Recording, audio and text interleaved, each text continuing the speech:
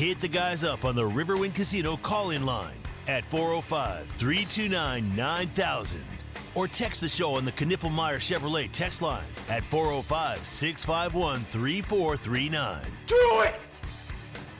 Just do it! Now, with Locked In, here's Parker Thune and Grayson Singleton.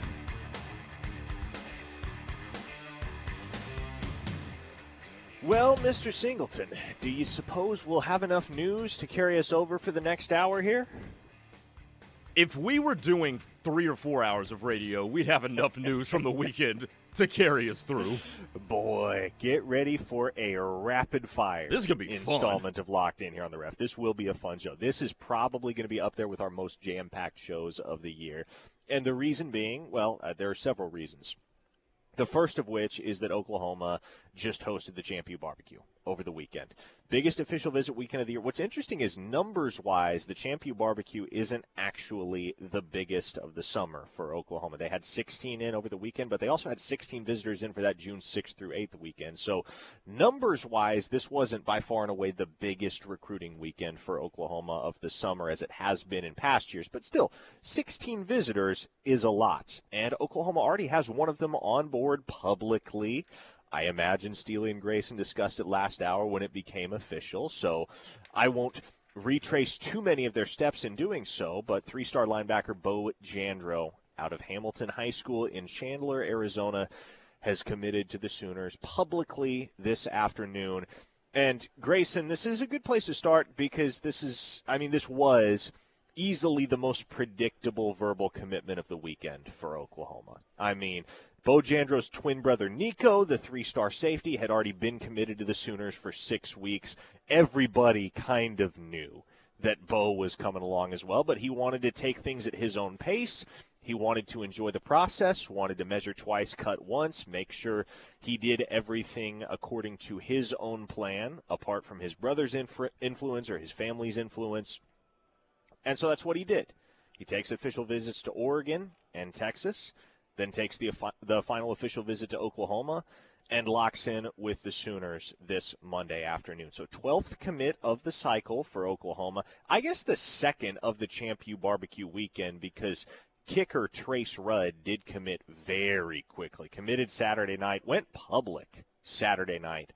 And so you have Trace Rudd on board as well. But for all intents and purposes, yes, he's a kicker. Yes, he's a good kicker. Don't get me wrong. But there are those that are going to dismiss the addition of a kicker as insignificant. He is on scholarship, so we ought well to acknowledge that. The Sooners are willing to spend a scholarship on Trace Rudd.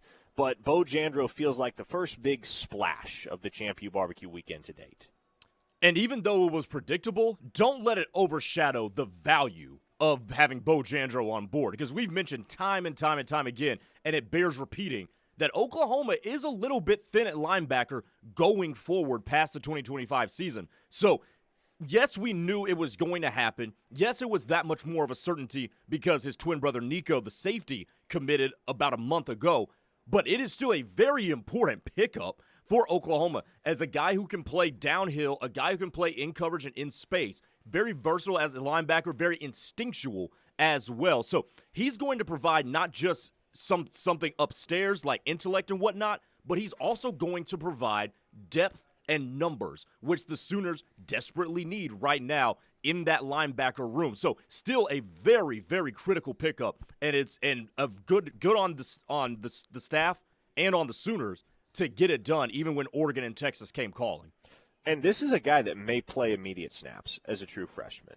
I mean, that possibility should not be disregarded because if nothing else, we can say conclusively that Bowe Bentley is physically ready to play linebacker at the collegiate level. Obviously, especially when you're talking about a linebacker in Brent Venables' scheme, the bigger question is he going to be mentally ready? Is he going to be cognitively ready to do all that position requires in Venables' scheme? But from a physical standpoint, you're not going to find many high school linebackers across the country that are as physically developed as Bowe Bentley at 6'1", 215 pounds of just sheer muscle, Grayson. So huge addition for Oklahoma at the linebacker position. Him and Ja'Cory Smith kind of comprise the foundation of that linebacker class for Oklahoma. And now the big domino that has yet to fall is, of course, Braxton Lindsey, the Rogers, Arkansas native who took an official visit to Oklahoma, took an OV to Arkansas, went to Mizzou as well, just wrapped up his OV slate with BYU over the weekend. So we'll see where things stand with Braxton Lindsey coming out of that BYU trip. I'll hopefully have a better sense later in the week of where that one's headed. But Oklahoma was able to stake themselves to a pretty solid lead. And if this comes to fruition, the way that the Oklahoma staff imagines it will at this point, Lindsey, Jandro, Ja'Cory Smith, that's as solid a linebacker class, Grayson, as the Sooners have been able to piece together in quite some time. No doubt. Those are all three very good football players with very high-end potential. 832 Mike just said on the text line, so is Jandro nothing more than a backup? No, Bowe Jandro can be a very good linebacker. Don't misconstrue my interpretation of depth. When I say depth, I just mean they don't have a whole lot of linebackers after this year. So yes, he is more than just a depth piece. He's a guy that can be a starter, by his junior year in the SEC and be expected to play well. So between him and Ja'Cory Smith, and then Braxton Lindsey is the guy that both of us really, really love with his size and with the way he can move at his size. So this is all starting to come together pretty nicely to be able to solve one big hole on this Oklahoma roster going forward. Hey, folks, the Knippelmeyer Chevrolet text line is open to you throughout the hour at 405-651-3439. This show is brought to you today and every day by Dorsey Jones GMC out in El Reno. Head out there, let them get you set up with one of the most reliable trucks and or SUVs on the market today. Again, Dorsey Jones GMC in El Reno. On the text line, Sooner Bump says, we've made it to my favorite hour. Hey, it's my favorite hour too, Sooner Bump. Don't tell Steely I said that. I only say that because he's probably listening and probably momentarily felt shafted. But no, I enjoy all 3 hours. Hey, Parker, that I get to do on these airwaves. Although I didn't have to do 3 today. I told you about this earlier, but before we came on air. But do you want to respond to this text from 832 Mike? Based on Parker's recent post on OU Insider, this barbecue was not a success. We are still going to keep losing offensive recruits because BV allowed that blank show of an offense last year.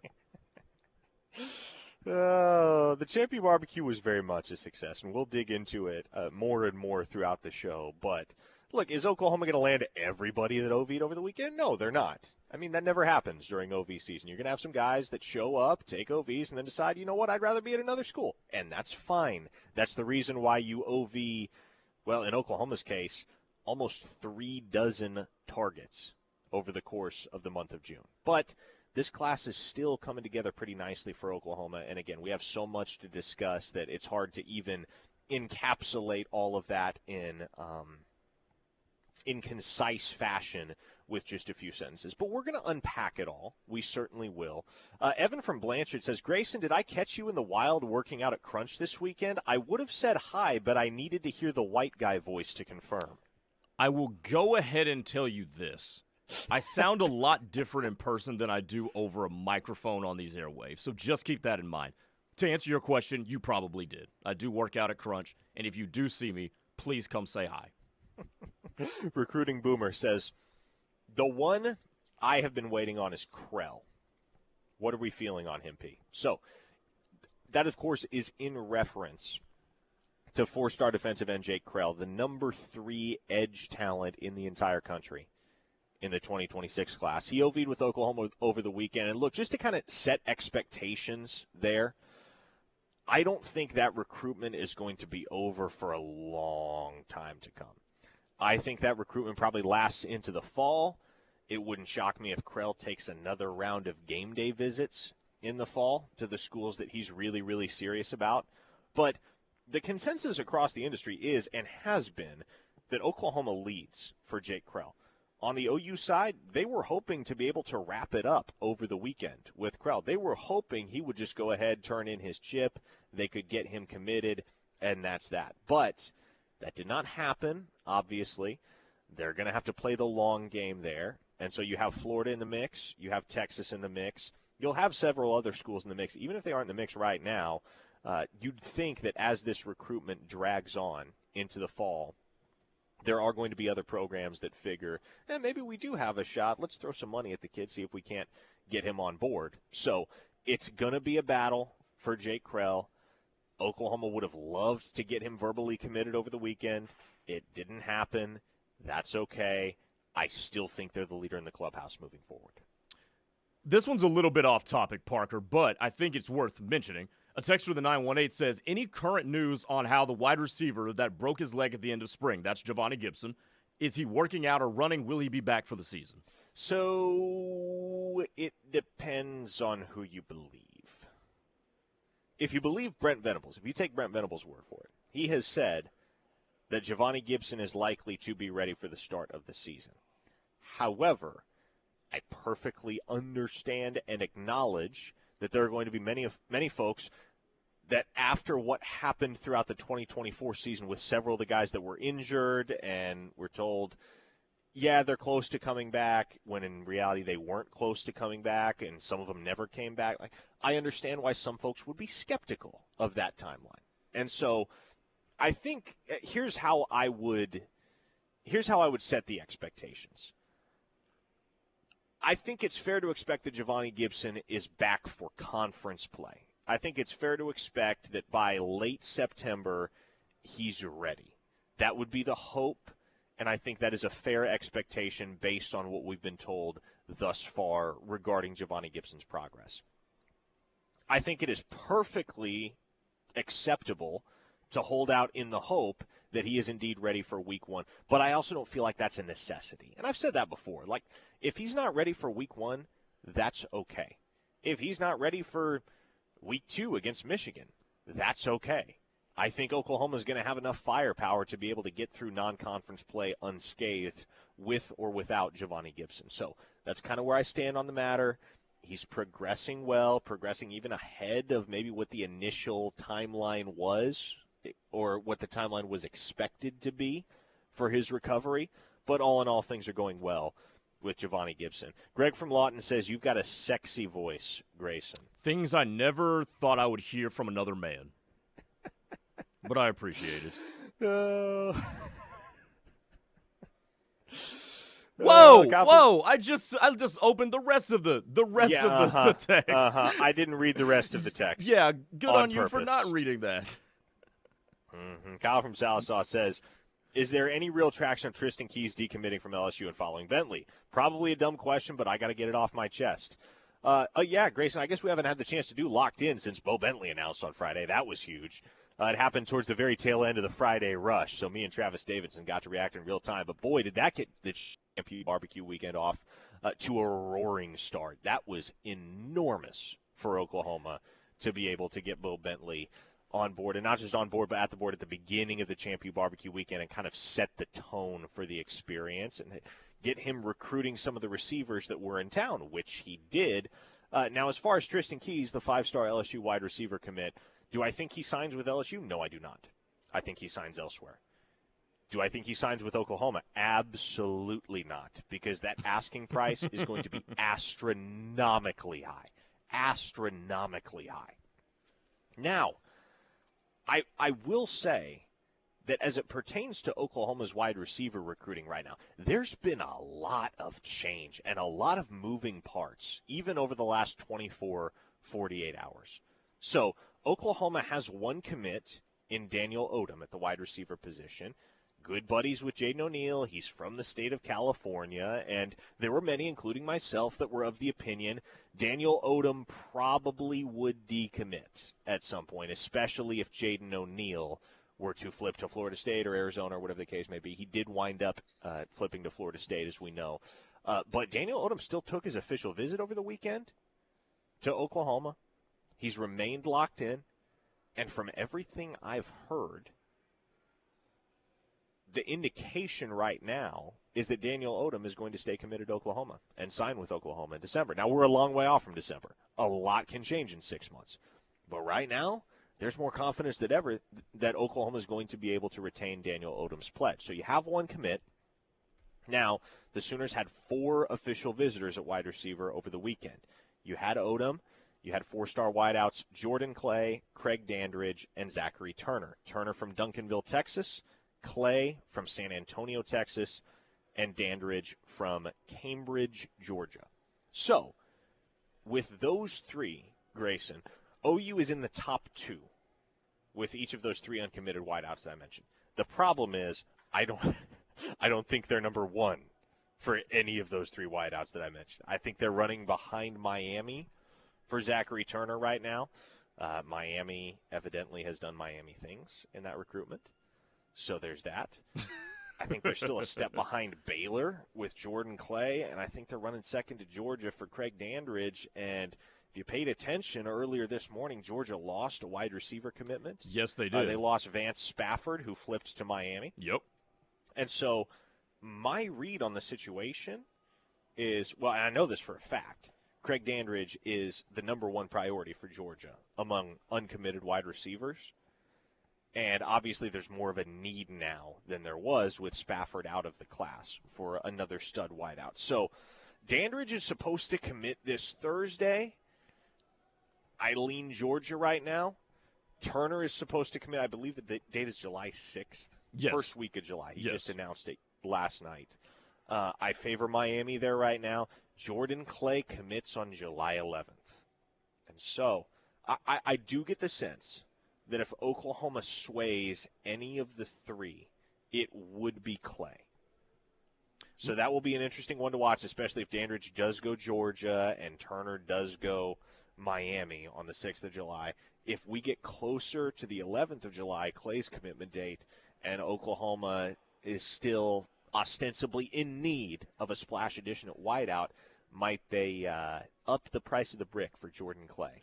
Parker, let me ask you this before we get a break. Because Georgia lost the commitment earlier today, is there any opportunity that Georgia potentially tries to kick the tires again on Dallas Dickerson? So the Dallas Dickerson thing, boy. Which I know is complicated. Yeah, that's been a whole saga.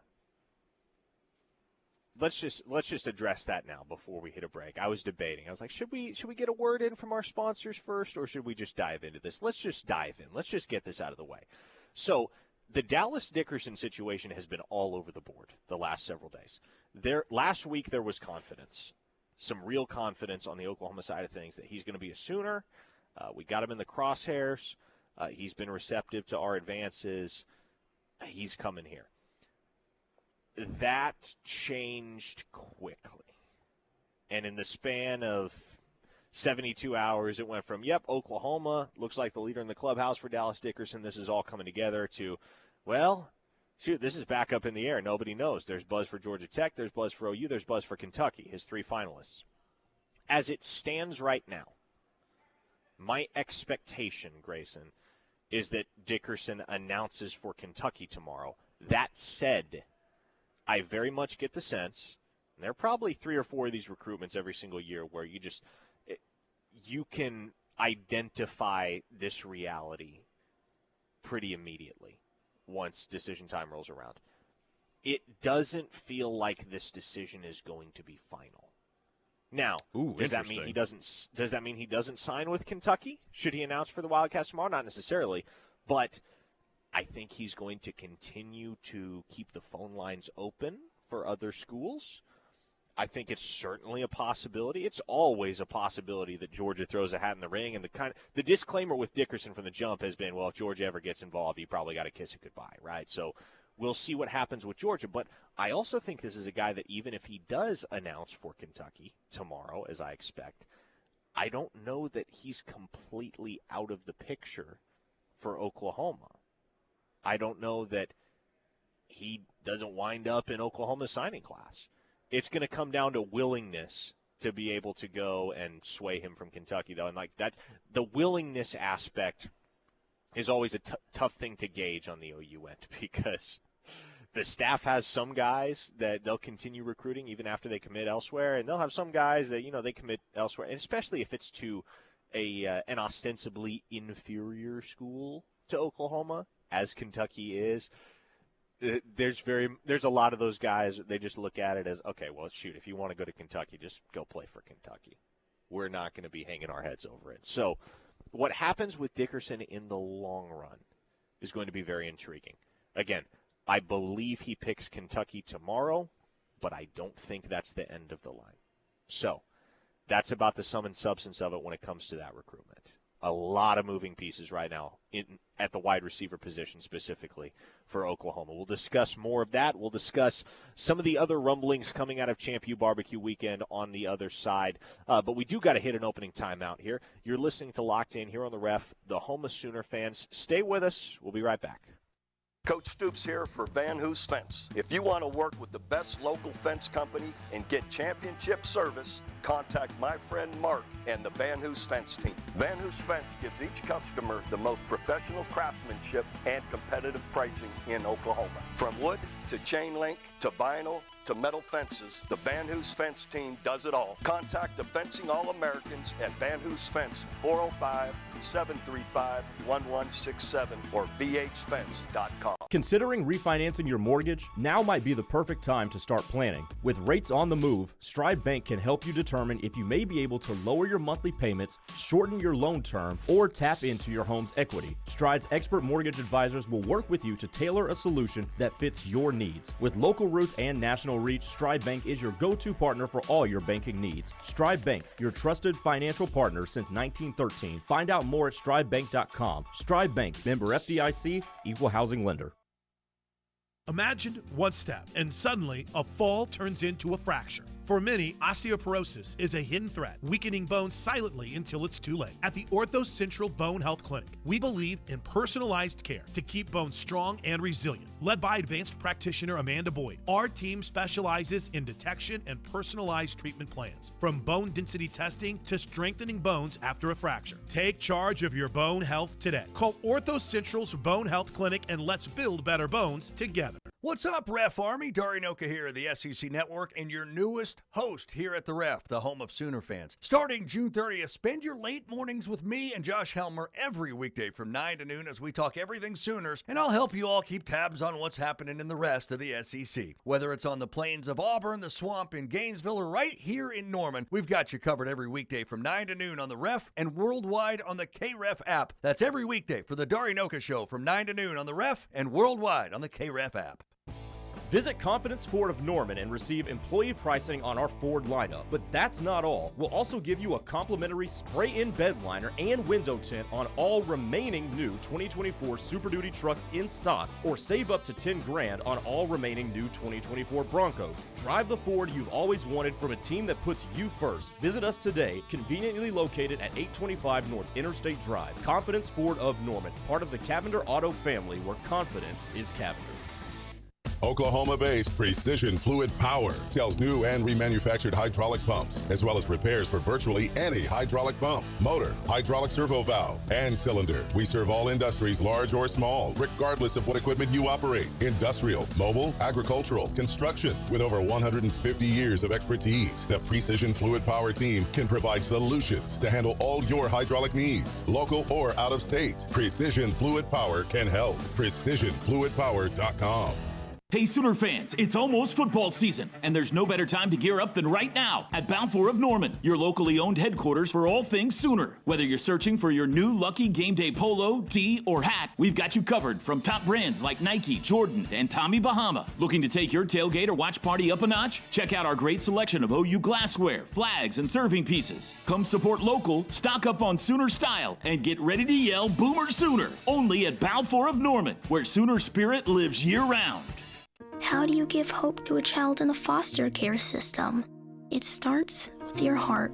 That tug you feel on yours when you hear that children are waiting for a stable, loving voice to speak up for their best interests. And then it becomes your time. What started out as a feeling that maybe you could make a difference becomes the difference. Change a child's story. There is a child waiting for a volunteer like you. Contact South Central CASA at 405-360-5295.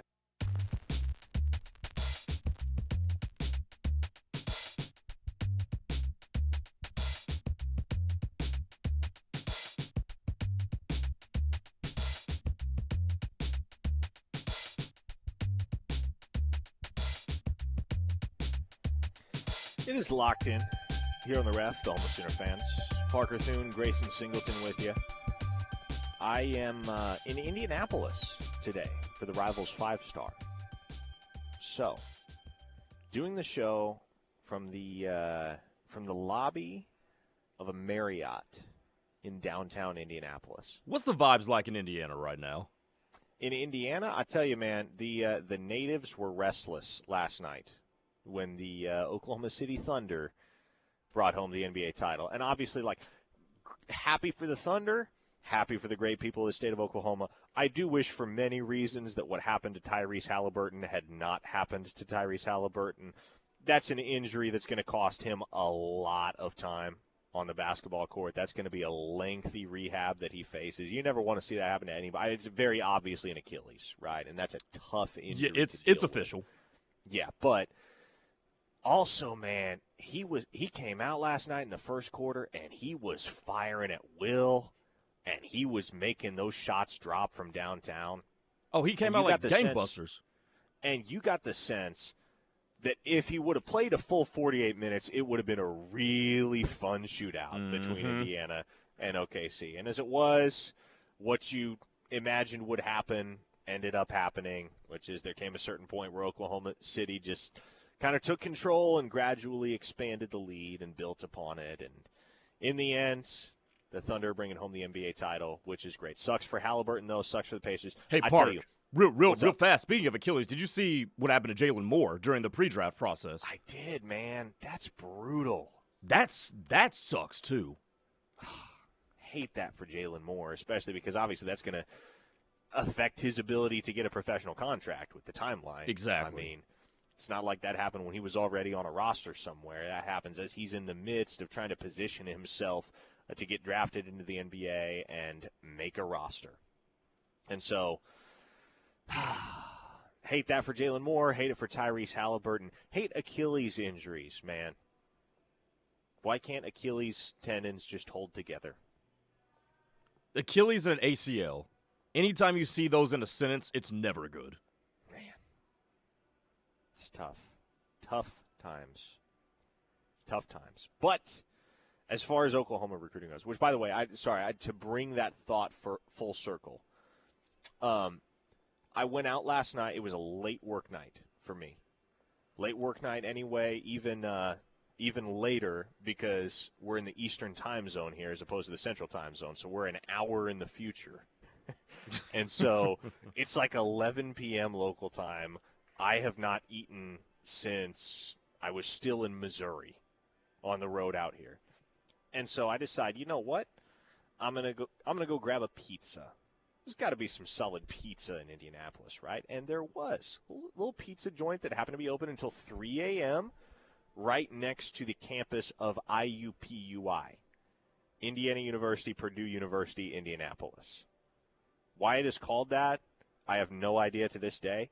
But I figured, okay, it's a pizza joint that's right next to a college campus. This has got to be the money spot, right? And it was, man. Had probably so I tell you, the deal they gave me, the deal I got showing up there is I got a 12-inch pan pizza, 3 toppings, and a pint of frozen custard for $13. Absolutely no killer. Way. Yes, no man. way. I mean, like, in this economy, I can pull that off here in Indianapolis? Apparently so. The pizza was the best pizza I've ever had for that price point. And the frozen custard was also amazing. So, I had a pretty fantastic evening after I got all of my work done.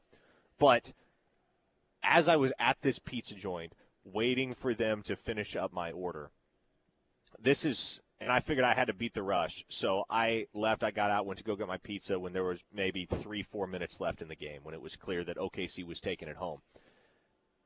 And we get there, and there's 90 seconds left in the game.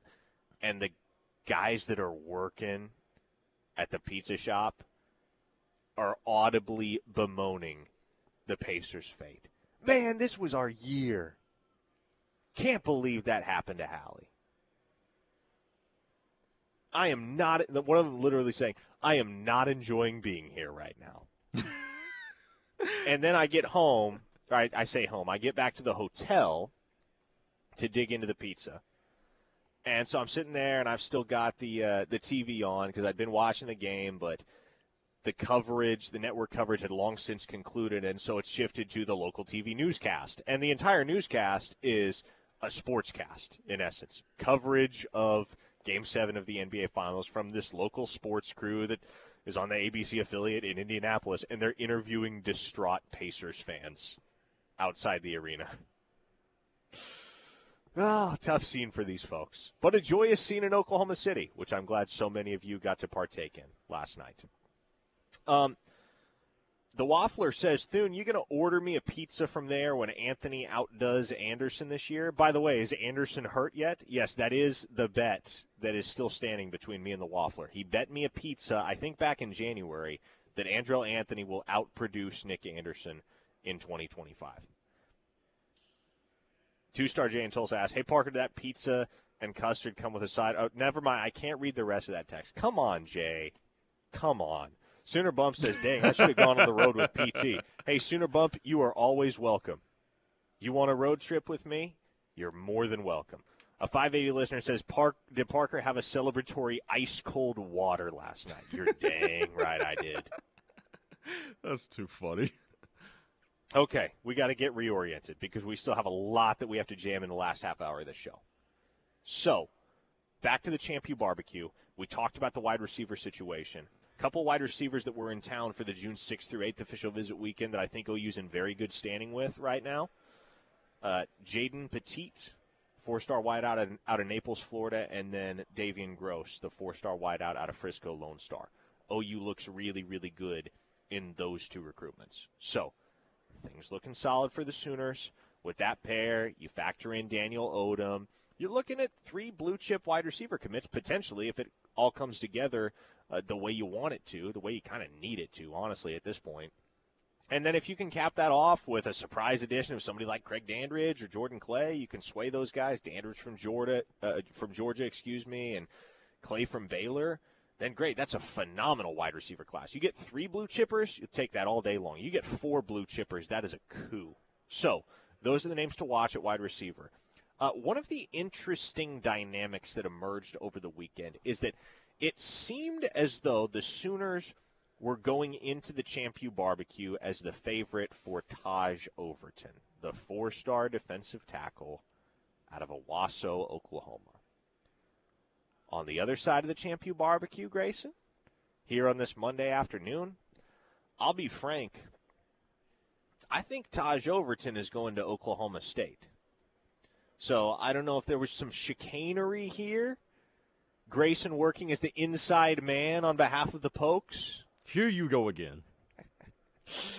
But, I actually like Oklahoma State right now for Taj Overton. What do you, words I did not think I would be saying, but here we are. What do you think? And by the way, I was just as shocked as probably everybody who's listening to this was when you texted me that this morning.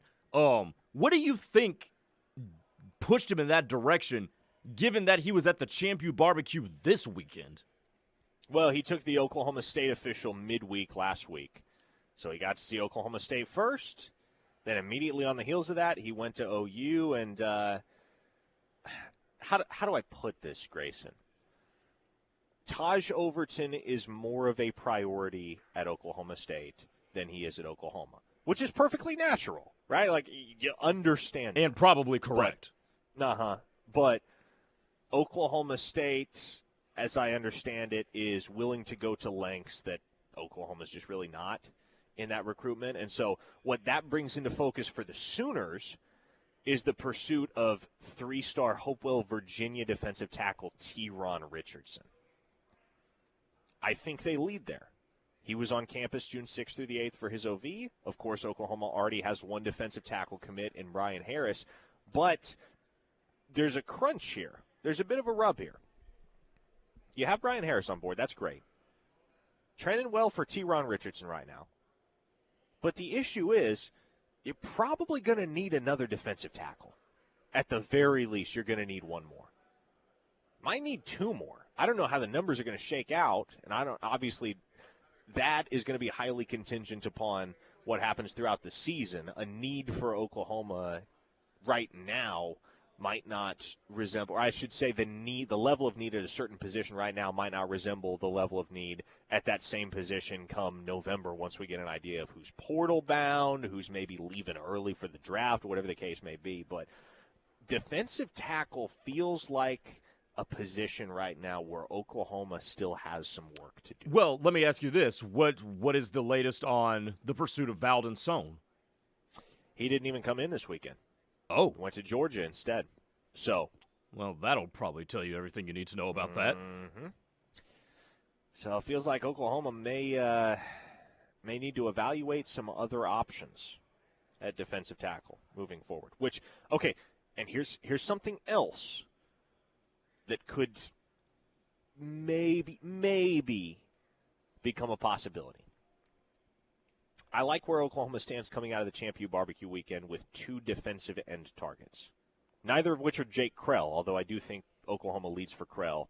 And like I said in the first segment here, they're going to just have to hold that lead in the long run because I think that recruitment's going to last another few months. But I love where they stand for 4-star defensive end Daniel Norman out of Fort Lauderdale, Florida. And I love where they stand for 3-star defensive end DeAnthony Lafayette out of Orlando, Florida. So 2 Floridian defensive ends potentially en route to Oklahoma. And Norman is a big enough guy that long-term you can foresee him potentially sliding inside. Potentially. I don't know necessarily how he's going to develop, how he's going to fill out, or even whether that's an option that's going to be on Oklahoma's radar if and when he shows up to campus. But that could maybe provide something resembling an answer to the quandary at defensive tackle right now for the Sooners. But things look great with Norman. Things look great with Lafayette. If you land those 2, this is also something that very much comes into play and becomes a reality, Grayson, is it enables you, should you land Lafayette and Norman, it enables you to operate with something of a sense of security in your pursuit of Jake Krell. Because you have Matthew Nelson committed. In a world where you land Lafayette and Norman, you have 3 defensive end commits. Krell would be 4. And so you need 3 in this class at minimum. You take 4 if you get the right 4. And certainly you're always going to leave the light on for Jake Krell if he wants to be an Oklahoma Sooner. But Nelson, Lafayette, Norman, that's a pretty solid class of defensive ends, and that makes you feel like, okay, if something goes haywire and let's just say a school like Ohio State or like Florida throws a couple $1 million at Jake Krell, they just say, we've absolutely got to have this guy. Well, then you can walk away bummed, no doubt, but also possessing the knowledge that you're not up a creek at that position in the 26 cycle. It wouldn't be akin to the situation you kind of find yourself in right now with defensive tackle. Now, nobody get this twisted. Jake Krell is this is a dude that's gonna be a stud. We think the dude's a dog coming out of IMG. So you obviously want him, but at the same time, if you don't get him, you've got serviceable replacements, even though none of them are as good as Jake Krell is. Recruiting Boomer on the text line says, wow, we aren't going to get one player out of the state of Oklahoma. Well, Recruiting Boomer, I want to address that text on the other side. Because as it stands, you're right, Oklahoma has no commits in the 2026 cycle. Felt like Taj Overton, at least going in, was maybe the guy that had the highest odds of winding up in OU's class from within state lines. But we'll dig into what the picture looks like for Oklahoma with the in-state board on the other side, and we'll discuss the defensive back position, which is kind of the one group that we have yet to really tap into over the course of the show. We'll hit that next. Let's hit a quick break. We'll be back here on Locked In. You're listening to The Ref, the home of Sooner fans. This is your home for Sooner fans. The Ref Sports Radio Network. Do you like to stand out in a crowd while wearing the best in OU apparel? The Jimmy Austin Pro Shop carries the best brands you can wear to work or even dress up events. Lines such as Lululemon, Travis Mathew, FootJoy, Greg Norman, Grayson, or Turtleson with the OU and Jimmy Austin logo are sure to catch everyone's eye. You don't have to be a golfer to shop at Jimmy Austin. They also do corporate special orders for you and your company. Call them today, 405-325-6716, or visit theougolfclub.com for more information. Insurance companies aren't in the business of saving you money, they're in the business of taking your money. Hi, this is Will Gosney with Yala Gosney Attorneys at Law. Have you ever had an insurance claim and thought, wow, I really am in good hands, or these folks truly are treating me like a neighbor? Well, that's where we can help. We'll deal with the stress, we'll get you back to your normal life. So save our number in your phone, and if you're ever hurt in a wreck, call or text us at 405-800-8080. It's 405-800-8080.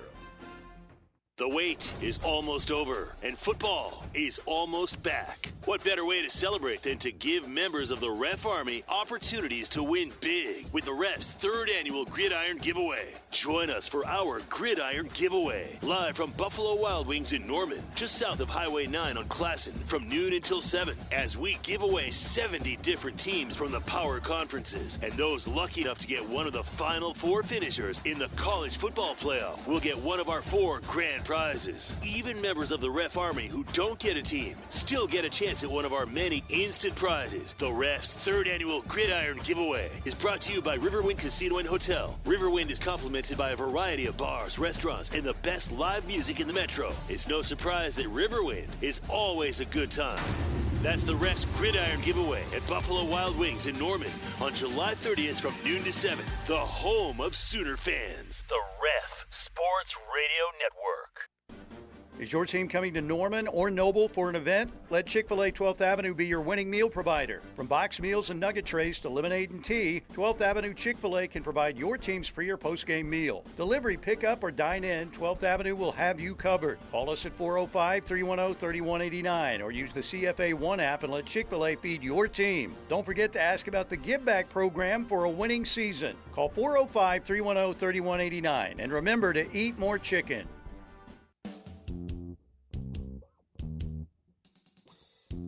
Whether you're from out of town or live here year-round, Visit Norman encourages you to shop local this summer. Visit Cayman's on Main Street, your one-stop shopping for men's and women's clothing and accessories, designer jewelry, cosmetics, and home decor, featuring Peter Millar, Johnny O, Rag & Bone, John Hardy, and much more at Cayman's. Wonderhouse Design and Consign for window covering, upholstery fabric, wallpaper, furniture consignment, and more. Locally owned and operated with a constant rotation of new and unique pieces, Wonderhouse Design and Consign is always worth a stop. Grab some friends and head over to Westwood Family Aquatic Center. Don't wait to grab a season pass for exclusive access to all the summer fun Westwood Family Aquatic Center has to offer. Keep the good times going in Norman all summer when you eat, shop, and play local.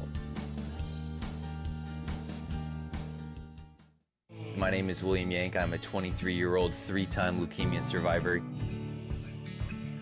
Leukemia Lymphoma Society was this unforeseen blessing for me because I wouldn't have been able to get CAR T-cell therapy. Ways that I advocate for cancer is probably mostly through my podcast and my Instagram or TikTok. It's so vitally important that we have the Leukemia Lymphoma Society on our side. To give or get help, visit LLS.org.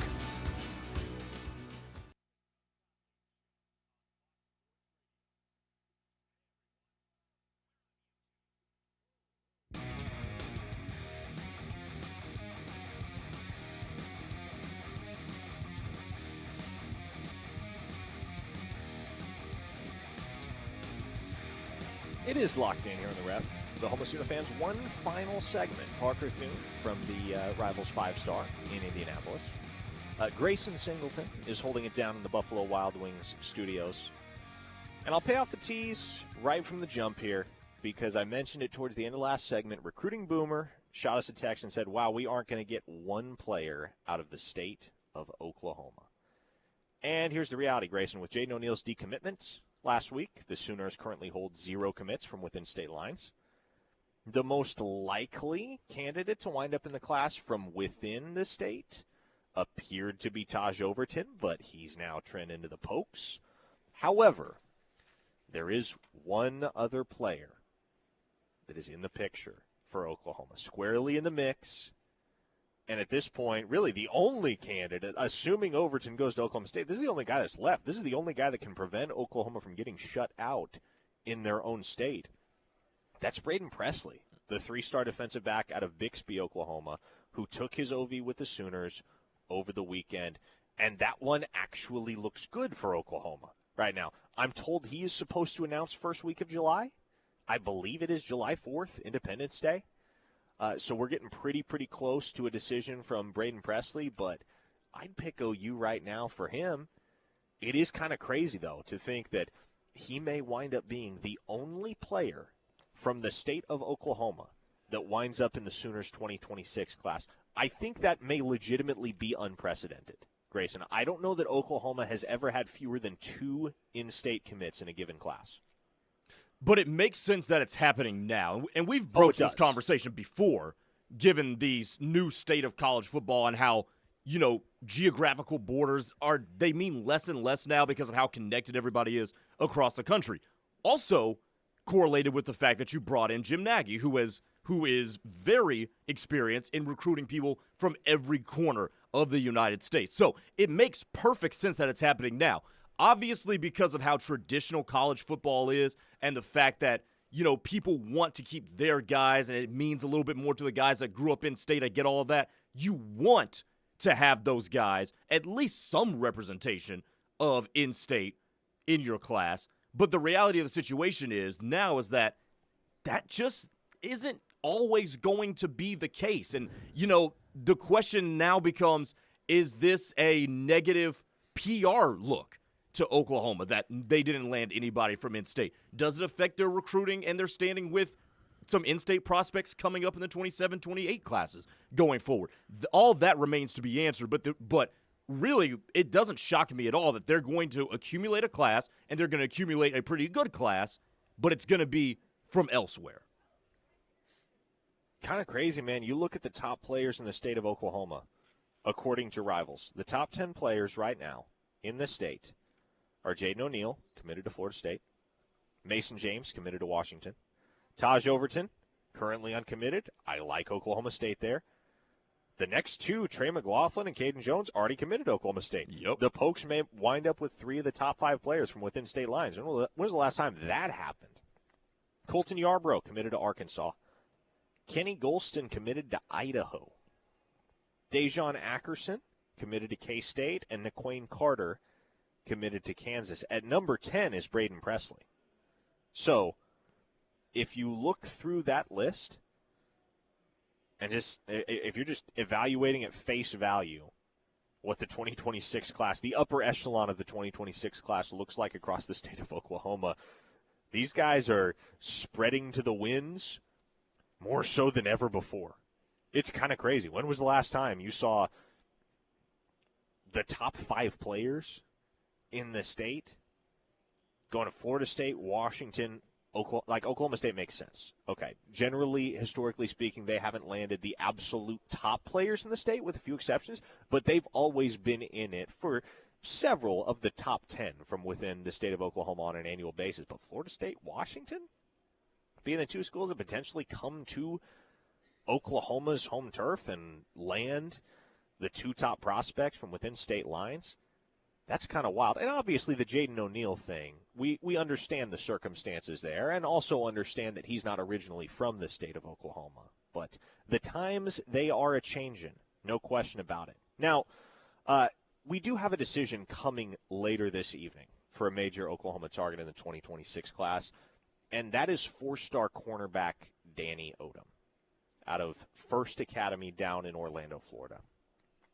And this is a real interesting situation, Grayson, because the buzz was strong and it was heavy on OU coming out of his OV to Norman June 6th through the 8th. But he didn't shut it down. He took an OV to Auburn, took an OV to Ohio State, went to Penn State, went to Nebraska most recently. He just wrapped up his Nebraska official visit yesterday.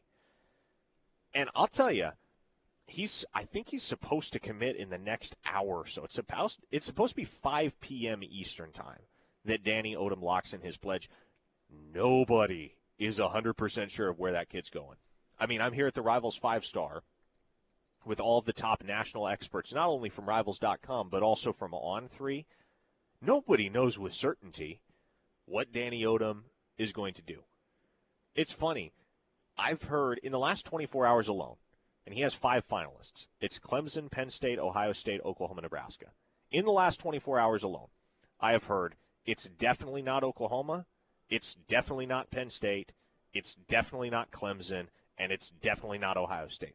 All from different sources and different people that are involved in this process. So, by process of elimination, I would say that leaves one culprit. Yeah, the only school that I have not heard it's definitively not them is Nebraska.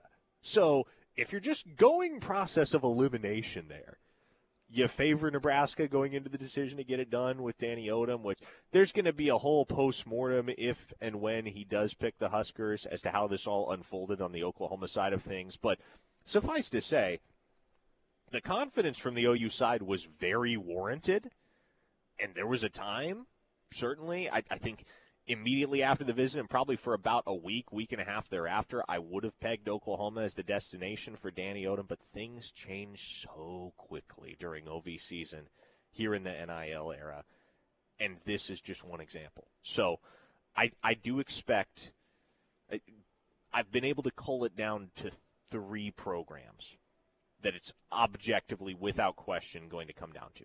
I do not think it's Clemson. I do not think it's Penn State. I think he chooses tonight from between Oklahoma, Ohio State, Nebraska. I have no idea, conclusively, which school he's going to pick. 3 different shades of red. Yes. If you put a gun in my head and told me I had to guess on one, I would probably say Nebraska just based on the sum of the intel. But we will know for sure here within the next hour where Danny Odum commits. It's going to be a tough loss for Oklahoma if he does not wind up in the Sooners class because, again, everything looked so good coming out of his OV. And he's the number 72 overall player in the nation, Grayson. We're not talking about a scrub here. We're talking about a guy that is coveted by all of the major programs across the country. Number 8 cornerback in the 2026 cycle. This would be tough, especially if you lost him to Nebraska, because, man, every single time in recent years that Oklahoma has actually gotten their shot to sway somebody that was leaning Nebraska, Grant Bricks, Christian Jones, Cade Petchak, Cortez Mills was verbally committed to Oklahoma. Mm-hmm. But time and time again, Nebraska has gotten the better of the Sooners in those head-to-head battles, which is why it was so pivotal that Oklahoma was able to get DeZephan Walker locked in before he had the chance to go up to Nebraska for the official visit. Because if he takes that visit, boy, that really diminishes the level of confidence. Yeah. With the recent developments, I think you're pretty much spot on about DeZephan Walker. But also it highlights the importance of getting Derek Johnson on board. Derek Johnson II from the state of California that committed live on this here show about a couple of weeks ago, because now he is the, if I'm not mistaken, the only corner in the 2026 recruiting cycle. And Braden Presley, unless you get Braden Presley on, he will be the only corner. Now, Presley obviously goes back and forth between corner and safety, but yeah, he can do pretty much anything in that defensive back. He can do both, and he's a plus-size defensive back too at 6'3". But Derek Johnson right now, man, that one kind of, I don't know if I'd say it came out of nowhere, but it wasn't something that was high on the radar, and that importance cannot be underscored now with the recent developments of Danny Odum. One more detail here before we wrap it up, because we have about 90 seconds left in the show before we turn it over to Tyler and Ted on the Rush. But the only target that I think, the only target of note that we have yet to reference is 4-star safety Jacob Eberhardt out of Kirkwood, Missouri. Now, he was in Oklahoma over the weekend for his OV, posted a lot of GIFs to Twitter. If you noticed that, it was very interesting. I don't know. I still, to this day, don't know how you make a GIF. That might be the most boomer thing about me, is I don't know how to make a GIF. But Jacob Eberhardt does, and he posted a bunch of them to Twitter from his time at OU. So OU squarely in the mix. I would go as far to say they have the upper hand. Is it a foregone conclusion that he winds up in OU's class? It is not. Illinois is still prominently involved. He's an Illinois legacy recruit. He's gone to Nebraska, and we know the capabilities that Nebraska has, especially in the NIL department, to be able to sway some of these recruitments late. But Jacob Eberhardt is a guy that Oklahoma likes a lot, especially because of the size. 6'3", 215 pounds. That's linebacker size. Mm-hmm. But Oklahoma thinks he's a safety. kind of reminiscent of Michael Michael Boganowski, Boganowski, a guy that the rest of the country thought was a linebacker, and Brandon Hall said, nope, you're a safety. He has the same opinion when it comes to Jacob Eberhard. So we'll see where that lands. Boy, a lot to be decided, it feels, here within the next few weeks. A bunch of commitment dates of which to be mindful. We'll run those all down tomorrow on the installment of Locked In that comes your way 24 hours from now when we do it all again. But for now, for Grayson Singleton, I'm Parker Thune. Thanks for tuning in, talking recruiting with us for the last hour. On the other side, it's Tyler and Ted on The Rush. This is The Ref, the home of Sooner fans. We'll see you tomorrow, folks.